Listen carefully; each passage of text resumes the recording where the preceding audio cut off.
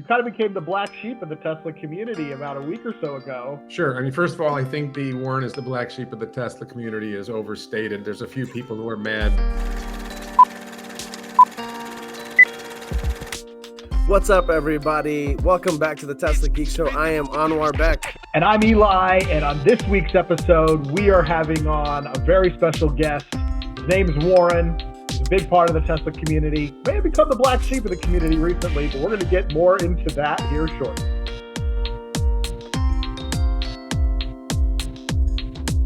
All right, Anwar Beck, before we dive in with our friend Warren, the Cybertruck Rodeo is coming up, this Sunday? Yeah, this man. Sunday, man. Just in a few days, once this is published on X, hopefully people can make it out.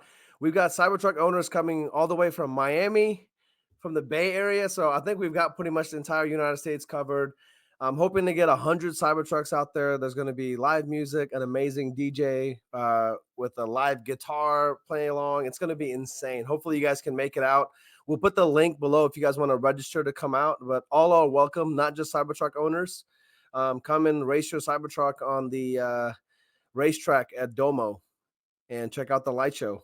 Looks like it's going to be a lot of fun, man. Can't wait to see the videos coming out of it. And I know some of the secrets you guys have in store, so I'm stoked for everybody to find out. I will leak one secret, and I think some people may already know about this, but we will be raffling off a Cyber Hammer. We already have it in hand to any Cybertruck owners that come to the event. So if you got a Cybertruck and you need that little motivation, drive your Cybertruck to our event and you're going to enter the raffle to win a Franz van Hohenhausen signed Cyber Hammer. That's badass. Well, good luck to everybody. And all right, man, without further ado, let's bring our guest to the stage. Welcome up, Warren. Yo, hello, Cybertruck forever. Cybertruck forever. Welcome to the Tesla Geek Show, man. It's been a minute since we had a chance to catch up. Thank you. Thank you for having me. I really appreciate it. It's such a Warren face to see, dude. It's been way too long, dude, since I've seen Warren on video. Long time and better in person, Anwar Beck. Better in person. Definitely. For those who don't know, Anwar Beck is one of the most fun people on the planet. In person.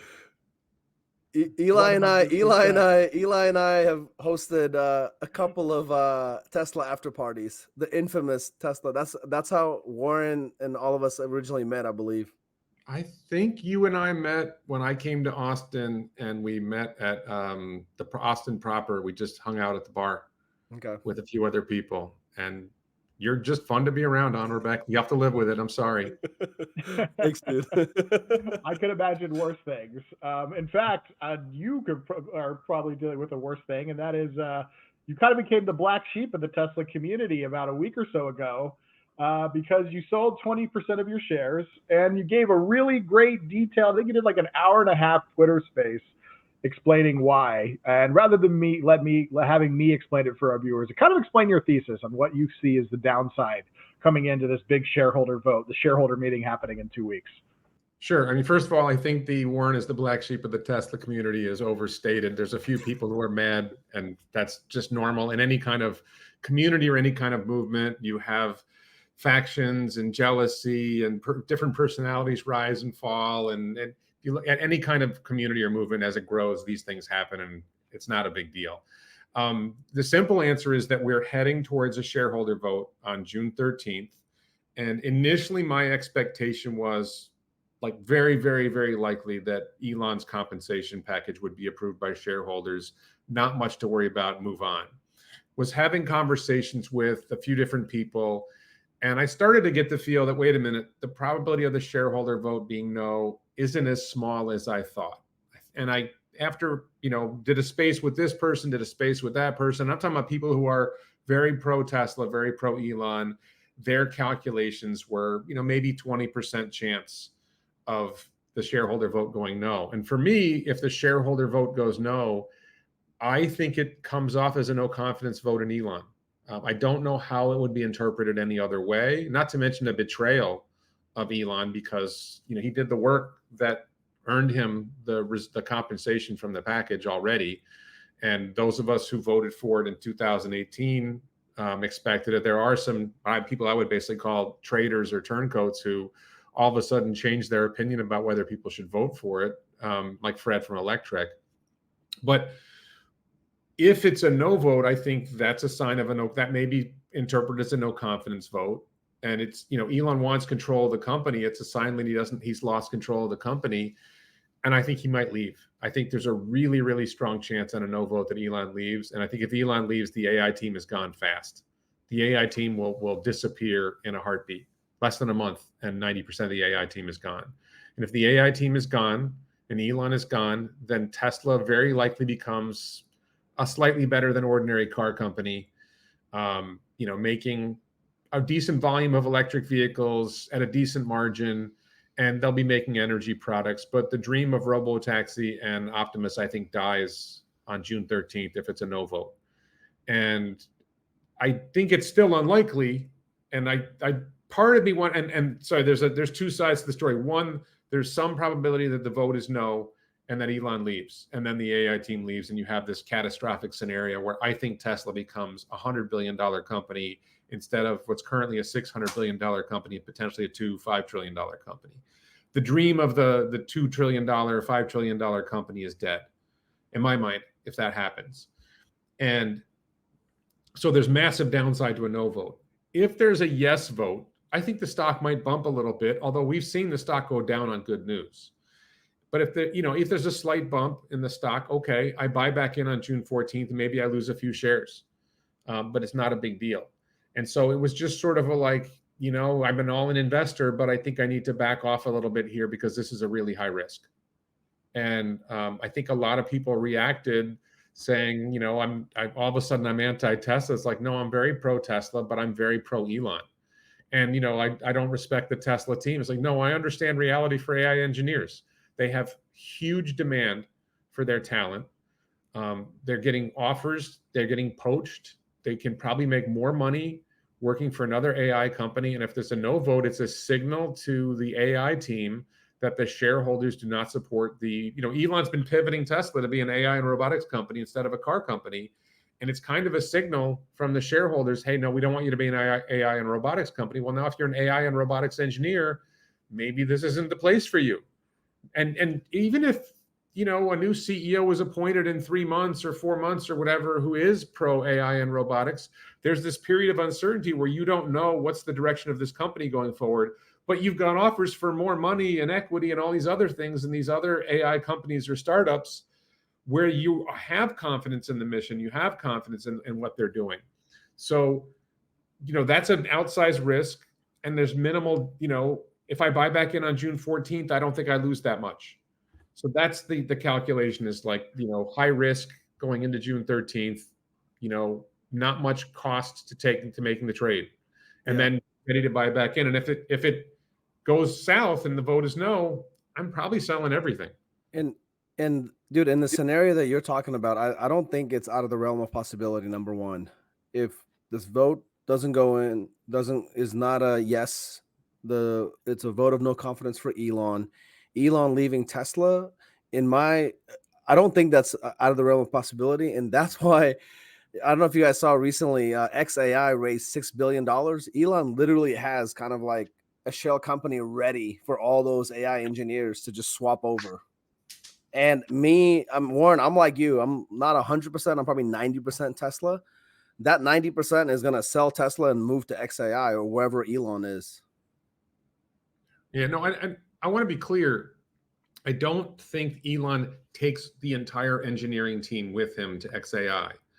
I think that they are already getting offers. And, he will probably identify a few engineers he really wants to stay with him, to move with him to XAI. And, if they get offers to leave, he'll tell them, hey, if somebody makes you an offer and you want to come to XAI, let me know. But I don't think XAI can afford to hire all of them. And maybe they can hire 10% of them. And, 90, but they have plenty of offers to go other places. They can go to OpenAI, they can go to Microsoft, they can go to Google, they can go to Meta, they can go to Anthropic. There's countless startups. There's countless robotic startups for the robotics engineers to go to where they have, more confidence. So it's terrible. And I still think, 80+% chance that the shareholders vote yes, but I'm a little nervous. So there's a lot to unpack in what you initially said. And I felt the same way, by the way. Coming in about a month or two before the voting opened, I figured it was a slam dunk that it would be approved. And then, it's funny, you call it Elon man bad syndrome. That is, well, whatever that phenomenon is, and I think that's a funny name for it, that is a lot more proliferated than I realized. And I started, as I watched things happening, I started getting messages from people starting to realize the sentiment is a lot more negative about this than I anticipated, even from some people who I would have been surprised to find out that of their own volition wanted to let me know how they were going to vote. And it was not the way I expected. And I had something happen just the other day. I was coming back from Ontario Comic Convention, and with me, I was bringing out of my car, I'm holding the framed copy I have signed by Elon. And you can very clearly tell it's Elon's face on the back of the comic book and his autograph below it.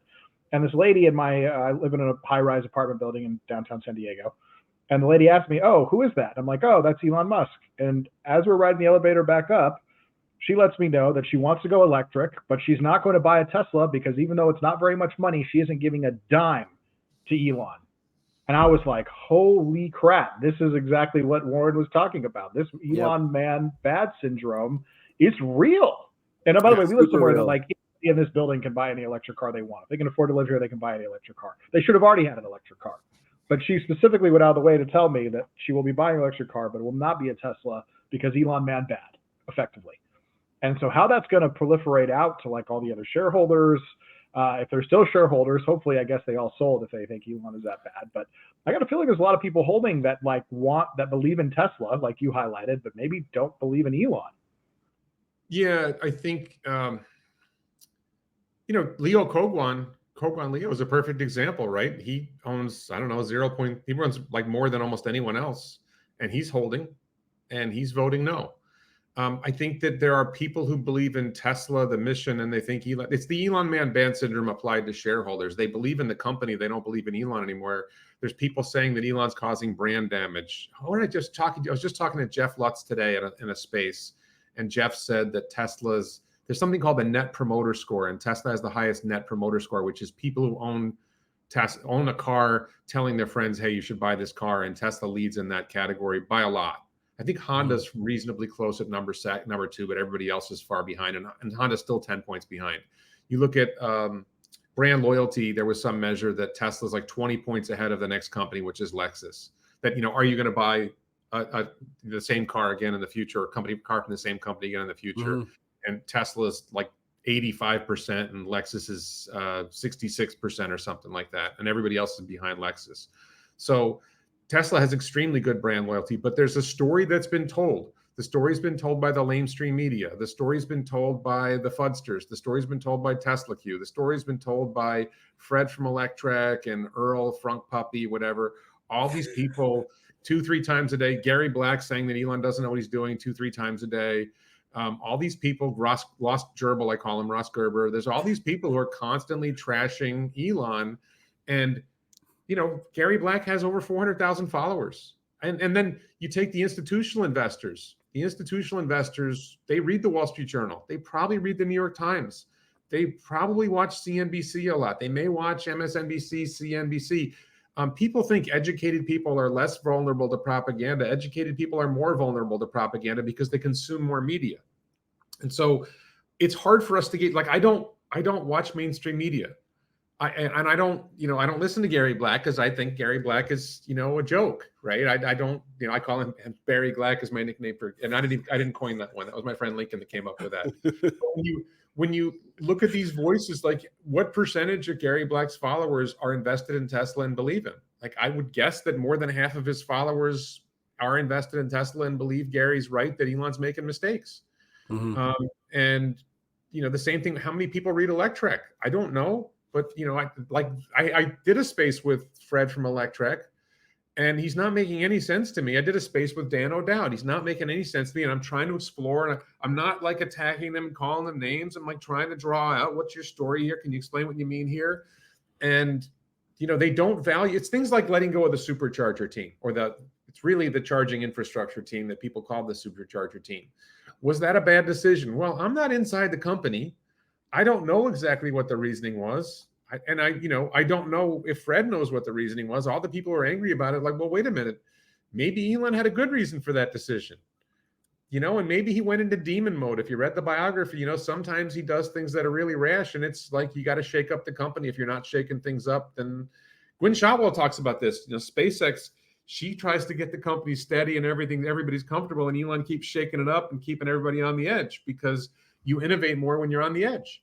And people don't appreciate that. They want Tesla to become their little fief. And Fred probably has, sources in the charging infrastructure team who got laid off, and now he's losing access to his inside information on the company. Who knows what's really going on? But how many people listen to Fred? How many people listen to Gary's trashing Elon? How many people bought the stock in 2022, 2023, and they're flat or down?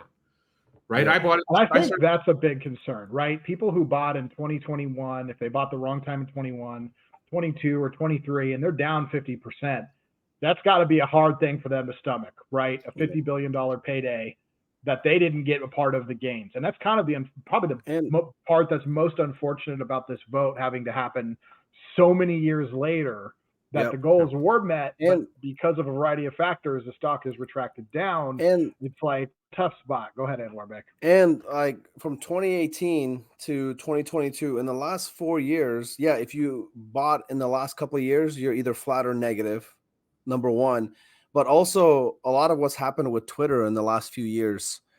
There are a lot of folks that think Elon hasn't been paying attention to Tesla at all, because they just look at his tweets and they think he's spending all of his time on Twitter. So that's where I think it's like a perfect storm brewing of these people that are not long-term investors. They're people that kind of bought in on the hype the last few years. They're seeing, Elon focusing on getting Twitter up and running and all that after the acquisition. I don't know. I'm just trying to figure. And then, I guess even recently, the last month and a half, there's just been a lot of turmoil within the company with layoffs and stuff. Elon kind of getting the company ready for a recession. But I'm pretty sure most of us on this call and a lot of our listeners are long-term investors in the company. I've seen Tesla go through so many different ups and downs. Warren, I think you've been in an investor for a while. I think that's the there's a sect of investors that bought in the last 4 years, and what's happened in the last 4 years is not the same environment that was there in 2018. Yeah, I started buying in 2016. I had a fair amount of shares in 2018 when I voted yes on the comp package, and I've been accumulating shares. I don't think I bought any this year, but I've been buying shares. I probably bought 46 times over the last 6 years, somewhere in the 40 range. If you follow, others, I think Stephen Mark Ryan's been accumulating. I think Jason, that one of the upsides for me is I know I've been accumulating shares. I know that Stephen Mark Ryan's been accumulating shares. I know that Jason DeBolt's been accumulating shares. My friend Sat's been. I think a lot of people who believe in Elon have been accumulating shares. So I think that's a positive side. But the negative side is institutional investors, I think largely voted yes last time. I don't remember what the percentage was.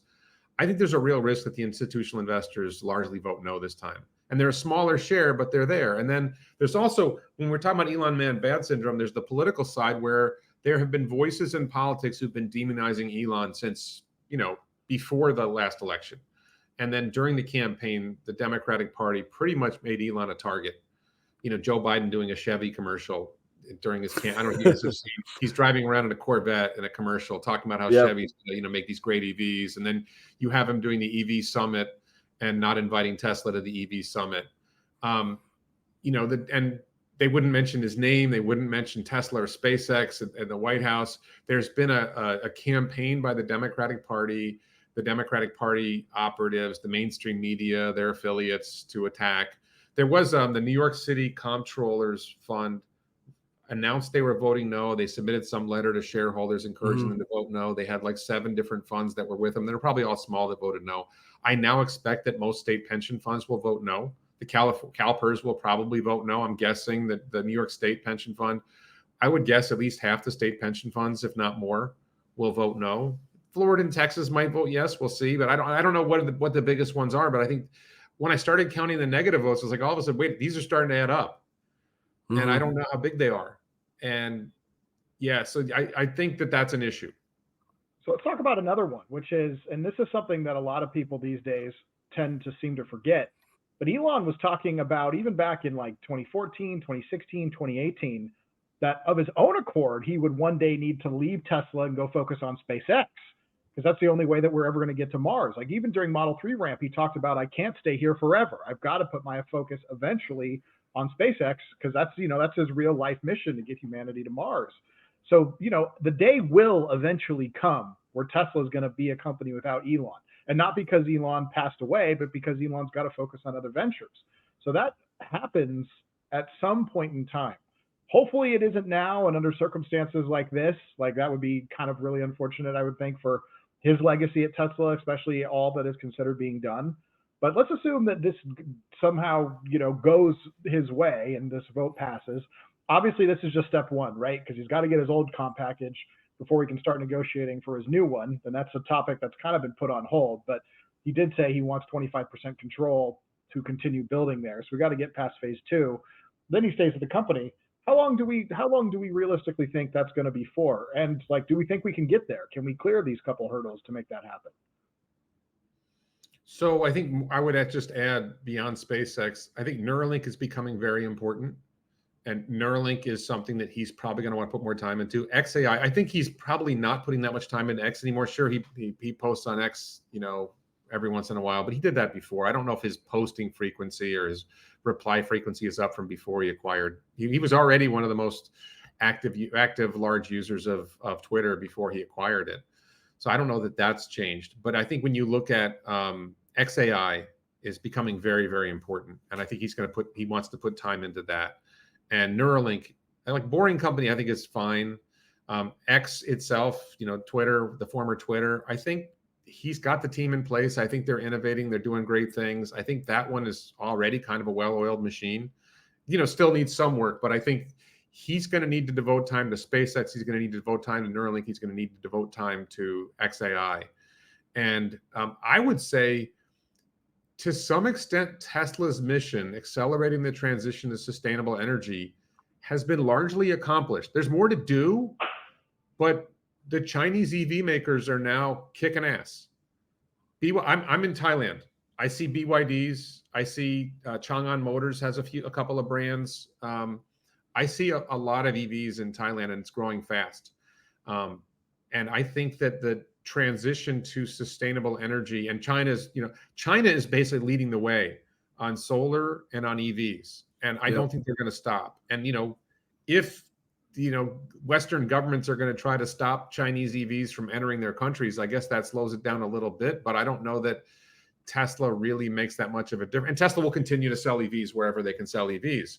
So the EV revolution has already pretty much happened. The solar revolution continues to improve. The cost of solar is going down. The cost of battery storage is going down.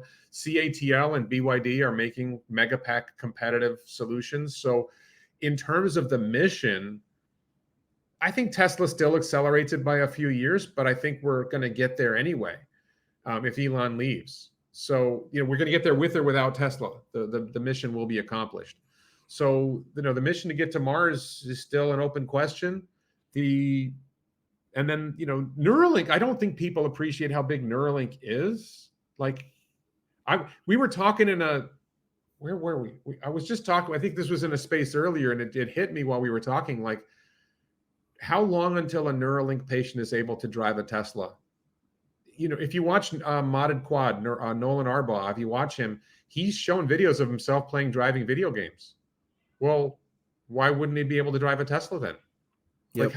I don't think that's that much of a hurdle for him to pop him in the driver's seat of a Tesla and let him control the car. I think he could probably do it now. You just need to get the hardware and software set up, and he's probably ready to go. That's a big deal. So speaking of the mission being complete, I was there for the Model Y unveiling, and that event very much felt like a victory lap. Like, we've done it, right? Elon came out on stage, showed all the headlines from all the haters 10 years ago saying it was impossible. And this was the unveiling of the Model Y, and this is basically the final car that's going to be the end of it all. And they knew that Model Y would be the best-selling vehicle, and it was. And, obviously they got another gen platform, but even with just 3 and Y, at the scale that they're at and the adoption that they're at, electric vehicle adoption is now secured. Yep. It's just a matter of how quickly we get everybody there, but there's no turning back. So you're really right. The mission is accomplished at Tesla for accelerating the transition to sustainable energy. Now, could they make a lot more money going down the AI robotaxi route? Absolutely. But that is actually something entirely different than the core foundation of the business. In my opinion, I think Elon's got another like 4 or 5 years left of Tesla, like until 2030, 2031. I do think it's kind of like a three-legged stool. Like the transition to EVs, I think we can call that done. But I think where the other two legs that need to happen in the next 4 or 5 years are going to be FSD and then the robotaxi. And then Elon's always claimed the energy business is going to be bigger than automotive. I think in the next 4 or 5 years, an opportunity to kind of start in that direction, where, half of the revenues are energy based, and, we're making batteries and really getting into solar. And then I think like after that, Elon can leave and focus on SpaceX. And then the company like the Tesla bot and all that stuff, I think is kind of like a long, 5 to 10 year target. I could be wrong, but that's my personal synopsis. Yeah, I just want to be clear. I'm not saying I think Elon should stay. I think he continues to accelerate the transition to sustainable energy, and we get there. We get to a world where everything's EV and solar and battery. Maybe 5 years earlier, if Elon stays in charge of Tesla, as opposed to if Elon leaves now. But we still get there. We're on the path to getting to EVs and transitioning the world to sustainable energy. I feel like we're really far down that path. And I would much rather see Elon stay. And I do think robo-taxis accelerate the transition because each robo-taxi replaces 5 gas cars as opposed to a regular EV replacing 1 gas car. And robo-taxis probably delayed 3 to 5 years. Meaningful expansion of robo-taxi is probably delayed 3 to 5 years if Tesla falters. If Elon leaves, the AI team leaves, the next company to develop, Tesla might have robo-taxi next year. The people behind them might be 5 years behind. And I don't know that somebody's going to pick up the torch of what Tesla's doing right away. So I do think you're potentially seeing some delay, but we're still, like before Tesla, we weren't going to get there at all. And now I think it's inevitable. So I listened to your space about everything that happened at the time of the sale and your breakdown and all that. So we joked about it a bit already, but the Elon man bad syndrome. Can you explain in full length what you mean by that?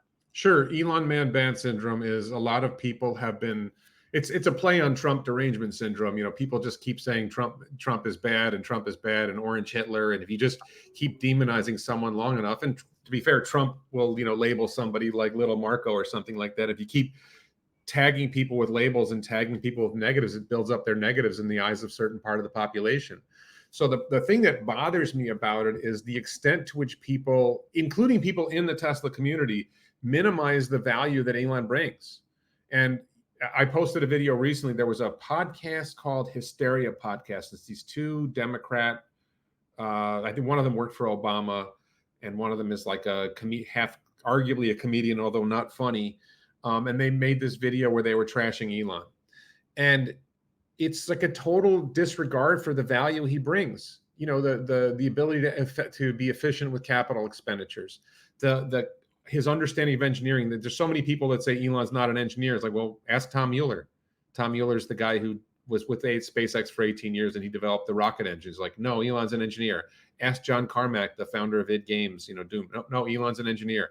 Ask Garrett Reisman. There's an interview, Garrett Reisman, I think he was on Joe Rogan, and he's talking about how, I know a lot of really smart people, but they're usually only really smart on one topic. And Elon is like, he'll talk about this esoteric topic on like rocket valves at one point, and then talk with our software team about something else. And, what material science, he's able to do that in cars. He's able to do that in every topic that he engages in. He's able to, what did he say?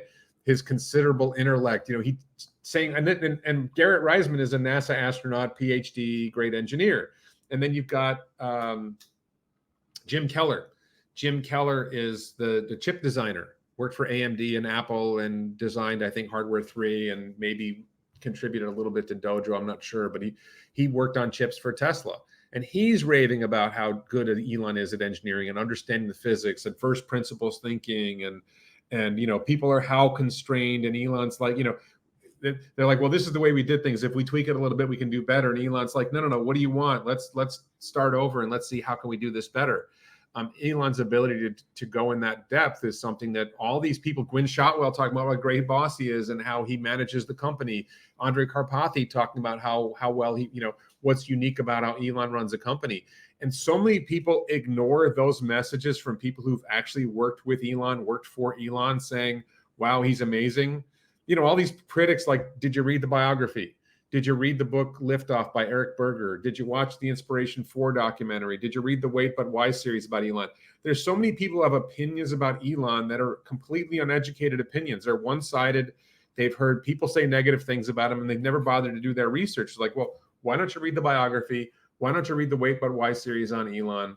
Why don't you watch some interviews with people who've worked for Elon talking about what it's like to work for Elon? And all of a sudden you get this like very different perspective on Elon than you're going to get from watching MSNBC and, listening to Fred from I'm stunned about people like Fred from Electrek. You would think Fred has read all this stuff. Yeah. You would think Fred has watched all these interviews, and then he can say, well, Elon's not, Elon's screwing up. He doesn't understand demon mode. He doesn't understand the value that I want to stress this. This is one of the things I think Elon doesn't get enough credit for. Look, he's really smart. He's got a lot of money, whatever, blah, blah, blah. Yeah, it's from the Emerald Mine, sure, whatever. But because there is no Emerald Mine for those who don't know. He's rich. Somehow all the other guys who were wealthy growing up didn't end up developing all these companies. But Elon only did it because his father owned an emerald mine. It's all this silly stuff. But Elon, I think one of the biggest things that Elon does that's not appreciated is his ability to build great teams. And he does it by setting an audacious mission. Mm-hmm. It's not just we're going to launch rockets into space. It's not just we're going to go to the moon or we're going to go to Mars. We're going to build 1 million person colony on Mars. Whoa, that's a big mission. And I've talked to SpaceX engineers and contractors at Starbase. They're in. They believe in the mission. You can watch Gwynne Shotwell talk about it. She's in on the mission. She believes they're going to do it. The SpaceX team believes in the mission, and they see a boss who comes in and he commits 110%, and he's there sleeping on the factory floor to get things done. You set an audacious mission. You demonstrate your commitment to it. You put your time, your effort, your heart and soul into doing it. You inspire other people. And then little management things that Gwynne talked about this.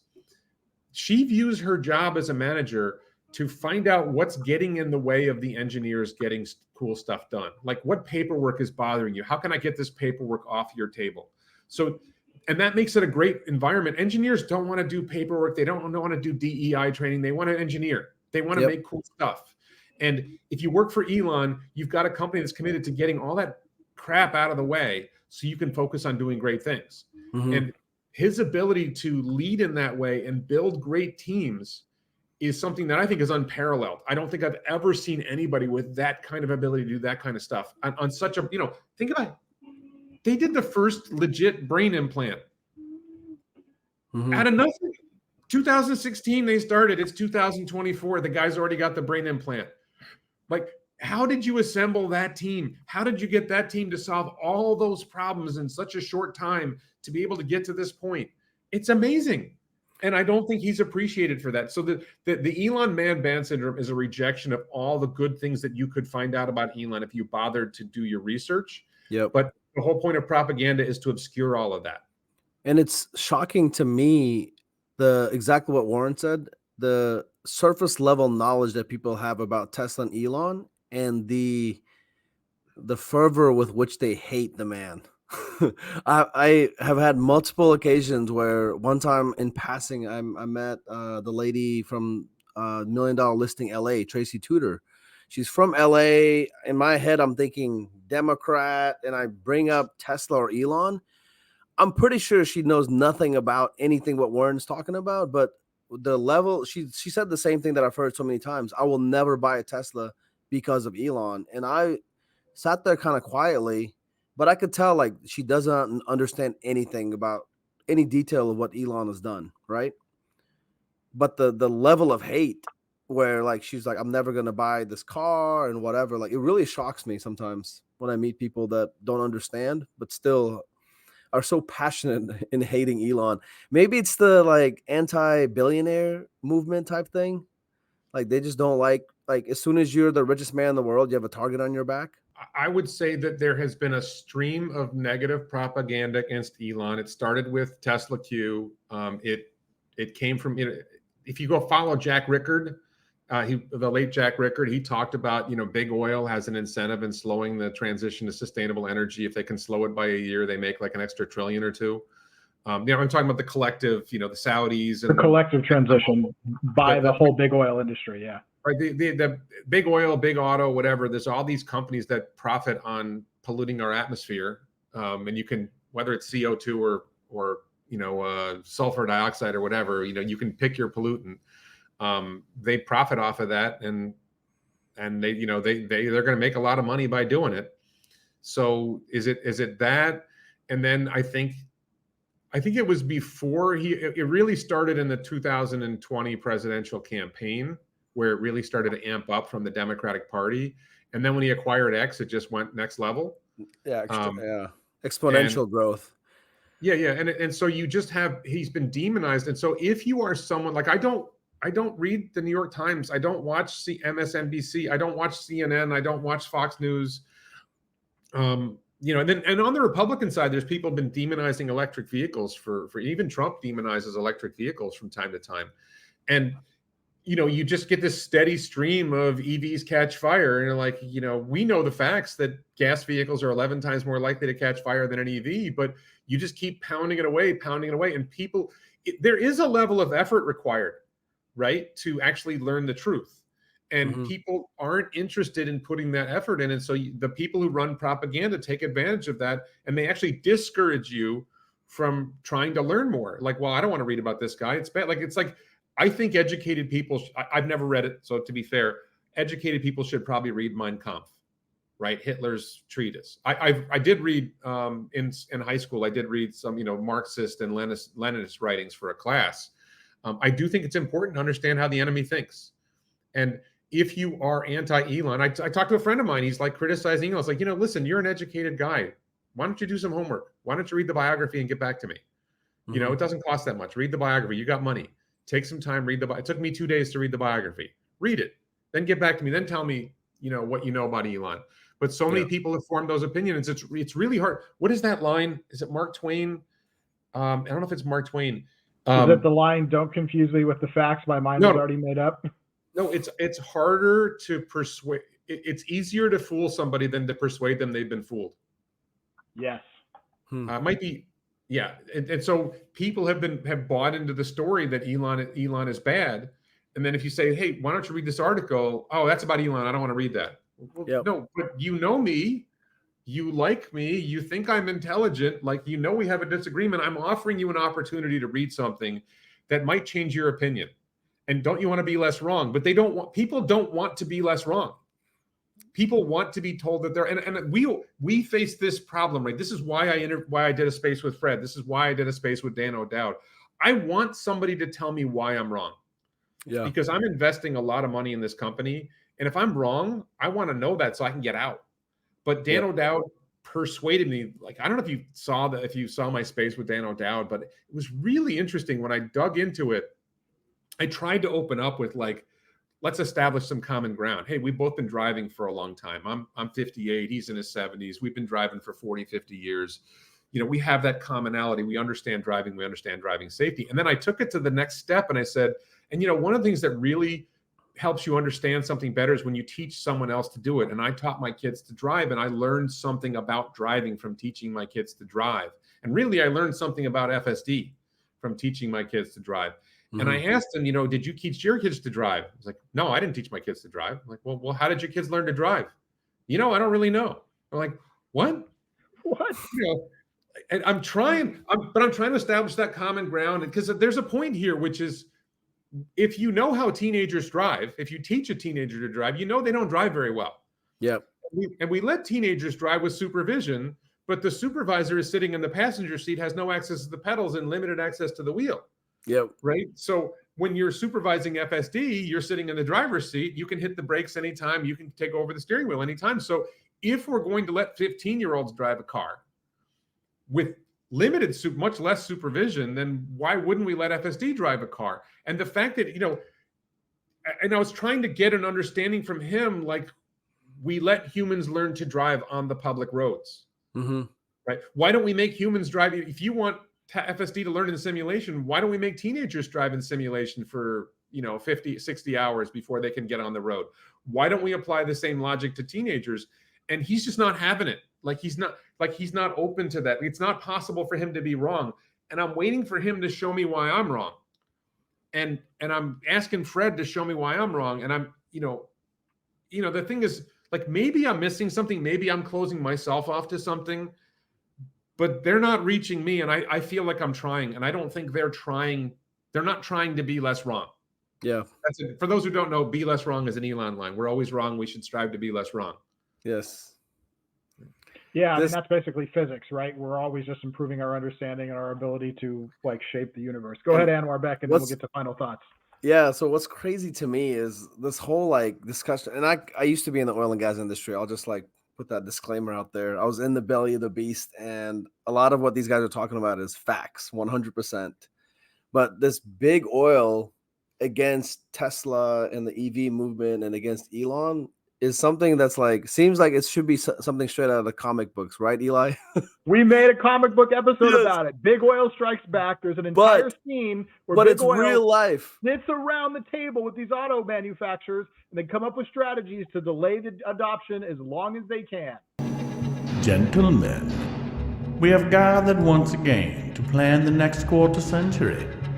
Our plans for the 90s were executed with satisfying results.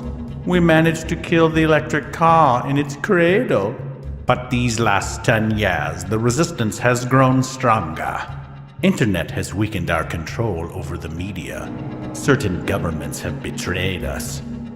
We underestimated this upstart Elon. Now he is too powerful to be taken out with the backing of California behind him. Tech giants are turning on us.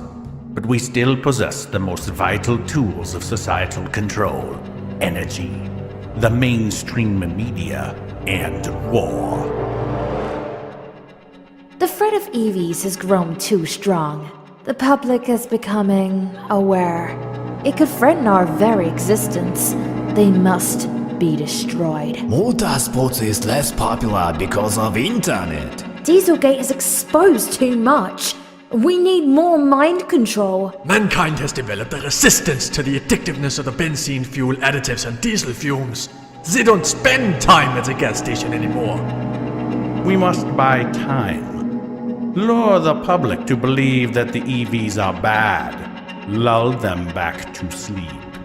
In the meantime, we have a little surprise for Elon and his factory. Diesel hybrids with tiny batteries, yeah. EVs without charging stations? Marvelous failure. Feed them concept cars. Never to be produced. Make the public fear EVs. Arrange a battery fires. Give them self-charging hybrids with our plugs. Make them rent short-range batteries. These are all great ideas. Yes. Execute on these right away, and I will unleash the mainstream media.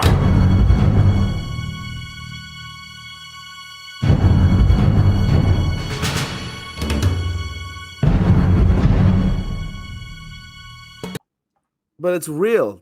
It's real world. I know. You came up with it from a comic standpoint, but it's so crazy that that is how life works, dude. These people literally sit around. I'm sure traditional auto, I mean, we're seeing it now where they're like, well, we tried EVs. They weren't profitable. There's so an we're going to EV go back tax to credit for hybrids. That's fucking big oil, man. Yep. That's big oil and big auto. And to say that they didn't realize that was going to be the consequence, they knew what they were doing when they did it. No. 100%. Yeah. Warren, any last thoughts? Just encourage people to vote yes. And I will say, by the way, I get all this heat for what I did. I got multiple messages from people. Hey, I wasn't going to bother voting. I saw your video and I voted. One guy was 1,700 shares, right? And I've had, I think, 3 messages so far. And, my guess would be that there's another 5 or 10 or more people, and maybe 20 or 50 who saw my message and then they voted. And to be fair, I'm criticizing Tesla Boomer Mama, for example, but to be fair, I think she got a lot of people to vote. I think she deserves, even though I'm critical of her and we're critical of each other, I think she deserves credit for motivating people to vote. And I think a lot of us are doing that. And I think that's helping. All right, guys, that's it for this week. Thank you to everyone for watching, and we look forward to having you back for more of the Tesla Geek Show.